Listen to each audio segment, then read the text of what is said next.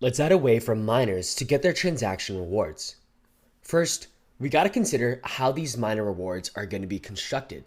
So as an official transaction too, they should have an input and an output map.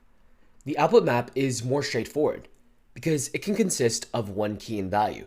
So the key is going to be the miner's public key, and they should receive a value of an official reward that we set in the system. But the input for the transaction is a little more complex. The difficulty is that the input shouldn't be generated by any specific wallet. After all, this would allow a miner to sign off as many reward transactions as they like. So, as our alternative implementation, we're going to have hard-coded values to serve as the official input for the reward transaction. So head to the config.js file, and we're going to define those values here. First up, we're going to make this object called the reward input. Make it all caps since this is a global value for the entire system. Now, an input normally consists of an address, signature, timestamp, and amount that represents the wallet's balance, etc. In the case of the reward input though, only one value is crucial, and that's the address. So let's add an address field that says that this is the authorized reward. And to make it look extra special, I'll surround this with stars. And this can actually all fit on one line. Now, it's curious why we only need the address and nothing more for the system input for the reward. The reason is that we're mainly concerned with distinguishing regular transactions from the official reward transaction. It only takes one property of the input to be different. So in this case, we're going to use the address as it seems like a fitting value to check. Now, it may seem concerning that the signature is missing. How is validation going to go through? Well, later on, we're going to add custom logic for the reward transaction to make sure that a peer in the network can't abuse this system. The next aspect to this is the actual mining reward value. So what value should we give the miners for doing their hard work? How about a value of 50?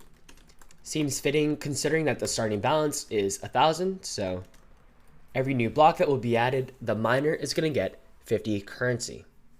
Let's go ahead and share both of those values in our exported object. I'll also place this all on its own line. So we have the reward input and the mining reward. Great. With this configuration down, let's describe a new block of tests to check the generation of a reward transaction. To facilitate the creation of these reward transactions, we're going to add a new reward transaction function in the transaction class. So let's describe a block of tests in the transaction.test.js file. I'll go ahead and collapse these huge blocks of tests. So overall, we have the input, the valid transaction, and the update function. But now we have a new one, and this is for reward transaction. We'll format it similarly to the ones above. Great. Now, to properly test these reward transactions, we're going to have a reward transaction variable. So let's make a reward transaction variable. And likewise, we need a miner to reward, and we reward their wallet specifically. So let's have a miner wallet variable available too. And then before each test, we're going to set these to relevant fields. First up, the miner wallet can be a new instance of the wallet class. Real quick, I'm going to scroll up so that way I can see whether wallet is available, and indeed it is. And then we have the reward transaction to set, and this is where we're going to define how the reward transaction is going to be created. And this is going to be a static method. So it's not going to be dependent on a specific wallet instance. It's going to be more generic. But what it does need is an input of a miner wallet. So add that input within an object. Cool. Now, as the first test, let's check that it creates a reward transaction with the reward input. So our test says it creates a transaction with the reward input. And then let's expect that if we look at the actual value of the reward transaction and look at its input field, that this should be equal to the overall reward input object and constant from the config.js file. Now, this does mean that we have a dependency on the reward input. So up at the top of the file, let's grab the reward input from the config file. So we have the reward input required from the config file located one directory back. And then also let's require the mining reward, since we'll add a test for that as well. And the test will say that it creates one transaction for the miner with the mining reward. Oh, sorry, I accidentally pressed command up or command left, but here we are back in the transaction.test.js file. So the test says it creates one transaction for the miner with a mining reward. Cool. And let's expect that if we look at the actual value of the reward transaction.output map, and then we access the value for the miner wallet's public key, that this should be equal to the mining reward that we required above. Great. So that completes tests for the reward transaction. Make sure you have the test running in the command line, so head there and fire npm run test. As usual, feel free to take this up as a challenge if you want to implement the code yourself. Okay, so the first thing that we need to do is that we need to make this static reward transaction function. So in the transaction.js file, let's add a new function after the valid transaction function. So we'll call this static reward transaction. And this takes an input of an object with a miner wallet specified. Cool. Now the idea is to create a transaction. So if we look up at the top after, or rather before the update function, before create input, before create output map, we see that the constructor takes a sender wallet, a recipient, and an amount.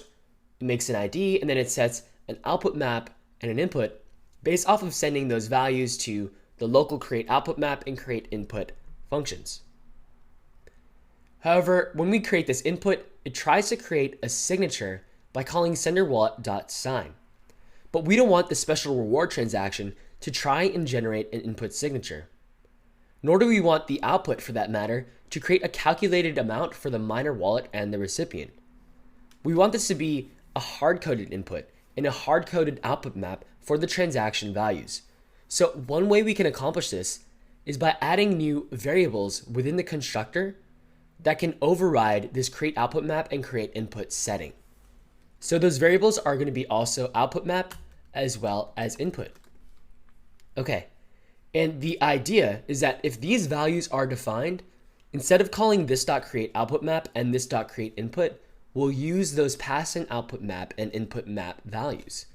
So we can capture this with an output map is defined check, and then if it's not defined, this or statement will then go to this.create output map. We can do the same thing for the input.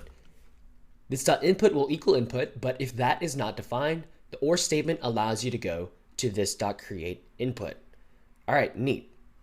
And now in the static reward transaction class, we can then return an instance of this transaction object, but with these values overridden. So the first thing that we need is the reward input from the config file, as well as the mining reward. So let's get the reward input and the mining reward. And if you recall, this is from the config file located one directory back. And with that change, we have all that we need for the reward transaction to return an instance of the transaction class. And recall that in a static method, we can refer to the class name using the this keyword. So the input to this is that we have an overridden input, and that should be set to the reward input. And then we can override the output map as well with an object that only consists of one key and value, and that is the miner rewards public key, or rather the miner wallet.public key. And the value for this should be the mining reward. And notice that when you want to use a variable for a key within JavaScript, you surround that with a bracket, or rather a pair of brackets, similar to the array syntax. But in this case, it's showing that we have a dynamic variable for the key value in the statically declared object. All right, as you save this, you're going to find that if you look at the tests and observe, This should actually get the test suite up to green. Excellent. Cool, so we've now created a reward transaction static method with its own reward input and its own output map. However, there's only one output value, and that is the mining reward for the miner wallet's public key.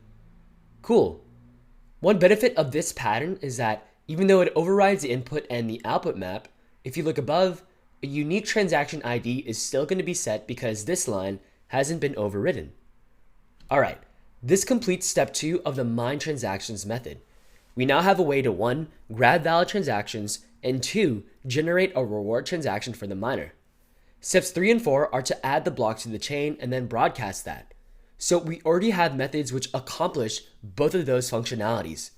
This now leads us to the last step, which is to support clearing the transaction pool.